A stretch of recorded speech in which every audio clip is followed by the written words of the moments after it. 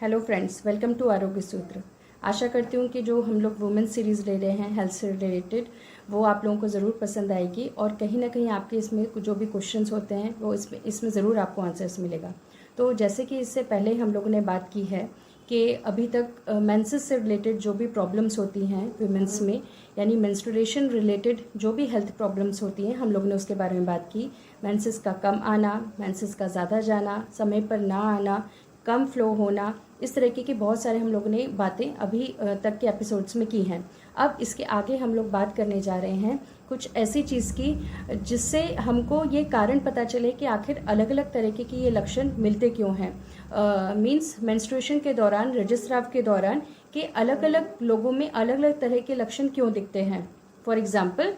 जैसे हम लोग देखते हैं कि कभी कभी किसी में पेन दिखता है, किसी में ब्लीडिंग ज़्यादा दिखती है, कभी किसी में स्मेल होता है, कभी क्लॉट्स जाते हैं। तो आखिर क्या रीज़न होता है कि जिसके कारण अलग अलग लोगों में इस तरीके के लक्षण दिखते हैं। जैसा कि मैंने पहले भी बताया है कि जो भी नॉर्मल मेंसेस होते हैं, नॉर्मल ऋतुस्राव होता है, मासिक धर्म होता है, उसमें किसी तरह के ऐसे लक्षण नहीं मिलते हैं। वो इतने ही सामान्य होते हैं जितने कि हमारी डे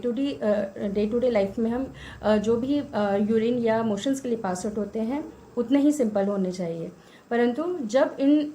हमारे जो भी रजस्राव होता है, यानी जो रज होता है, जो मेंसेस होते हैं, उसका संबंध जब दोषों से आता है, जैसे कि मैंने आपको पहले भी बताया था, वात पित्त कफ, इस तरीके के जो हमारे शरीर में जो दोष होते हैं, जब इनका संबंध दोषों से आता है तब इनमें डिफॉर्मिटीज़ पैदा होती हैं और ये अलग अलग तरह के लक्षण दिखाते हैं। जैसे कि अगर हम बात करें कि वातज रजदुष्टि, ठीक है, यानी कि रज दुष्टि का मतलब है, रज यानी मेंसेस जो होते हैं उसकी दुष्टि, यानी दैट इज़ नॉट नॉर्मल। तो अगर उसमें वात दोष के लक्षण मिल जाते हैं, जिसका कारण होता है कि वातज आहार विहार, जो हमने पहले डिस्कस किया है। फॉर एग्जांपल कि अगर हम कहते हैं कि बहुत अगर खाने में बहुत सूखा खाना खाना,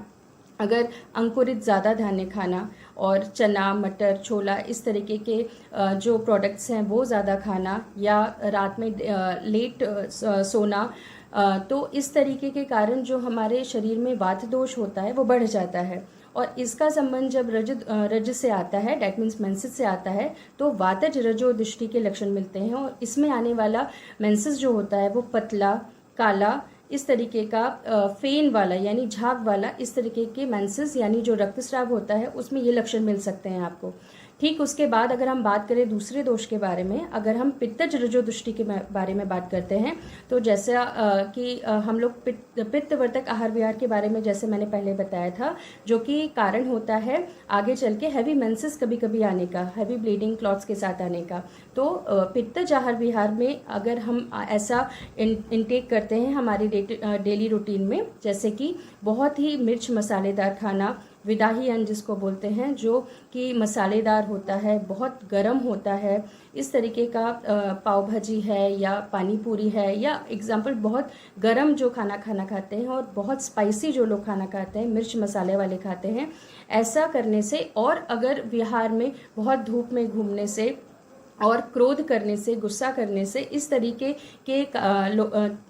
तरीके ऐसा काम करने से हमारे शरीर में जो पित्त दोष होता है वो बढ़ता है। और पित्त दोष के प्रकोपित होने से जब ये खराब हो जाता है, तब इसका संबंध जो होता है जब हमारे मेंसेस से आता है, जब रजस्राव से आता है, तब ये पित्तज रजोदुष्टि कहलाता है। तो इसका साइड इफेक्ट क्या होता है कि इससे रिलेटेड जब भी लक्षण होंगे, तो जब जो मेंसेस आएंगे किसी को, अगर पित्तज रजोदुष्टि होगी, तो ऐसे में जो लक्षण होते हैं वो पीलापन लिए हुए और दुर्गंधी युक्त, मतलब स्मेल जिसमें खराब होती है, और दाह युक्त यानी थोड़ा सा गर्म, इस तरीके का अगर लक्षण आता है, तो ये इसको हमको समझना चाहिए कि कहीं ना कहीं ये पित्त दोष से रिलेटेड है, जहाँ शरीर में पित्तज रजोदुष्टि के लक्षण होते हैं। ठीक उसी प्रकार अगर हम आगे बात करते हैं, पित्तज रजोदुष्टि में एक पॉइंट और होता है कि अगर पित्त से रिलेटेड डिसऑर्डर होते हैं तो उसमें मेंसेस का फ्लो भी बढ़ जाता है। अब इसके आगे हम बात करते हैं कफज रजोदुष्टि के बारे में। तो कफज रजोदुष्टि जो होती है, जैसा कि हमने वात और पित्त के बारे में बात की है, उसी तरीके से अगर कफ वर्धक आहार विहार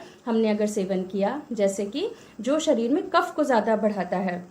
जैसे कि बहुत गुरु यानी बहुत भारी खाना, मीठा खाना और चिकनापन ऐसा खाना खाना, दिन में सोना, ये शरीर में कफ को बढ़ाता है, और आराम ज़्यादा करना, तो इस तरीके के जो कंटिन्यूस मतलब सो के आराम करना, तो इन सब कारणों से क्या होता है, शरीर में कफ दोष का प्रकोप होता है। तो जब कफ दोष खराब होता है तो मेंसेस के साथ जो ये कफ होता है ये भी बिगड़ जाता है, तो इसको कहते हैं कफज रजोदृष्टि। तो ये हो गए मेन दोष। इसके अलावा हमारे शरीर में रक्त से रिलेटेड भी रक्तज रजोदृष्टि भी होती है, जिसमें कभी कभी ब्लीडिंग में क्लॉट्स आना, ग्रंथि जिसको बोलते हैं आयुर्वेद में, इस तरीके के क्लॉट्स युक्त जब मेंसेस आते हैं तो रक्तज रजोदृष्टि के अंदर आते हैं। उसमें एक अलग सी पूती स्मेल बताई गई है, सड़े हुई चीज़ के तरह स्मेल आती है। इसके अलावा कभी कभी ग्रंथिल रजस्राव होना, यानी क्लॉट्स के साथ रजस्राव होना, ऐसे भी रजोदृष्टि हमको मिलती है। इसके अलावा पूती यानी कि जैसे पस होता है, तो पस के फॉर्मेशन में कभी कभी ऐसी बदबू लिए और इस तरीके का अगर मेंसेस डिस्चार्ज होता है तो इस तरीके की भी रजोदृष्टि होती है। और कभी कभी ऐसा भी होता है कि मूत्र यानी यूरिन और स्टूल के जैसे स्मेल आना, तो मूत्र पुरुष जैसी रजोदृष्टि होना, इस तरीके की कभी कभी रजोदृष्टि भी किसी किसी पेशेंट में मिलती हैं। तो ये सब मेरे बताने का आपको कारण सिर्फ एक ही था कि ये सारी जो रजोदृष्टि मैंने बताए हैं, ये जितने टाइप्स बताए हैं, ये बहुत हल्के में नहीं लेने चाहिए, बिकॉज इनका अंततः परिणाम जो होता है वो आगे जाके इनफर्टिलिटी, वंध्यत्व में हो सकता है। अगर ये परसिस्ट किए किसी कारणवश और अगर आपने इसके ऊपर ध्यान नहीं दिया तो कहीं ना कहीं इसका जो मूल कारण होता है आगे चल के ये इनफर्टिलिटी या वंध्यत्व में कन्वर्ट हो सकता है। तो आयुर्वेद में कभी भी जो चिकित्सा की जाती है वो मूल पे चिकित्सा की जाती है। तो हमारी चिकित्सा में जब तक रजोदृष्टि ठीक नहीं होती है तब तक आगे जाके गर्भधारणा यानी कि बेबी होने की संभावनाएं बहुत ही टलती जाती हैं। तो इसलिए आज का इस टॉपिक में ये आप लोगों को समझाना बहुत ज़रूरी था कि आखिर इन सब जो भी लक्षण अलग अलग तरीके के दिखते हैं इसके कारण क्या होते हैं, क्योंकि आजकल इनफर्टिलिटी के केसेस बहुत बढ़ रहे हैं और इसके रीजंस आयुर्वेद में बहुत सूक्ष्म रूप से बताए गए हैं, जिसको जानना बहुत ज़रूरी होता है। अब आगे बात करूंगी कि आखिर इसके आगे इसके ऊपर इतना इम्पोर्टेंस क्यों है, हमको ये समझना क्यों ज़रूरी है। तो जैसे कि मैं आपको एक उदाहरण देती हूँ कि अगर किसी पेड़ को, अगर हम किसी एक अच्छे पेड़ को उगाना चाहते हैं या किसी अच्छी फसल को उगाना चाहते हैं, तो वहाँ पे एक अच्छी ऋतु होना, अच्छी मिट्टी होना, अच्छी तरीके से योग्य तरीके से पानी होना और बीज अच्छा होना, ये बहुत इंपॉर्टेंट होता है। ये चारों चीज़ें बहुत इंपॉर्टेंट होती है, तभी एक अच्छी फसल या एक अच्छा पेड़ हमको मिल सकता है। ठीक उसी प्रकार से अगर गर्भधारणा चाहिए, अगर हमें एक अच्छी संतति चाहिए, तो अगर एक अच्छे गर्भ के लिए हमको एक इसी तरीके से जो आयुर्वेद में बताए गए हैं, एक अच्छी ऋतु का मतलब होता है जो हमारी मेंस्ट्रुअल साइकिल है वो एक अच्छी होना, that means healthy menstruation cycle. जैसे हम लोगों ने पहले भी बताया है कि एक अच्छी मेंस्ट्रुअल साइकिल में किसी भी तरह का पेन, क्लॉट्स या किसी भी तरह के ऐसे लक्षण नहीं होते हैं। तो एक अच्छी ऋतु होना, अच्छे बीज होना, यानी कि जो स्त्री का बीज बन रहा है, जो ओवम बन रहा है, वो अच्छे होने चाहिए। ओवम का रोल यहाँ पे ठीक उसी प्रकार होता है जैसे कि एक पेड़ के बीज का होना अच्छा होता है। तो इसलिए हमको हमारा जो स्त्री बीज बन रहा है वो महीने के महीने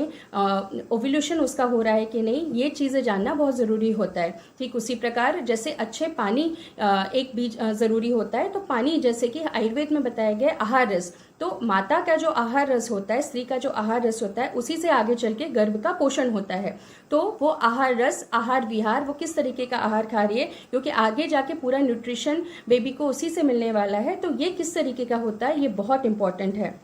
इसी के बाद आगे बात करें तो क्षेत्र की, तो जैसे कि मिट्टी बहुत इंपॉर्टेंट होती है, उसी तरह से अगर हम स्त्री क्षेत्र में देखते हैं तो स्त्री में जो क्षेत्र यहाँ पे बताया गया वो गर्भाशय यानी यूट्रस को बताया गया है। तो यूट्रस का पूरी तरह से नॉर्मल होना बहुत ज़रूरी है, उसमें किसी तरह के फाइब्रॉइड, सिस्ट, ये सारी चीज़ें जो होती हैं ये नहीं होनी चाहिए। और वो क्षेत्र यानी एकदम ही यूट्रस अच्छा होना चाहिए ताकि एम्बेड जब गर्भ हो वो अच्छी तरह से उसमें गर्भधारणा कर सके। तो ये सारी चीज़ें एक अच्छी गर्भधारणा के लिए बहुत ज़रूरी होती हैं। इसके आगे हम लोग बहुत सारी चीज़ें डिस्कस करने वाले हैं, लेकिन आज के इस टॉपिक में आपको जानना बहुत ज़रूरी था कि ये कारण क्यों इम्पोर्टेंट है हमको समझने के लिए।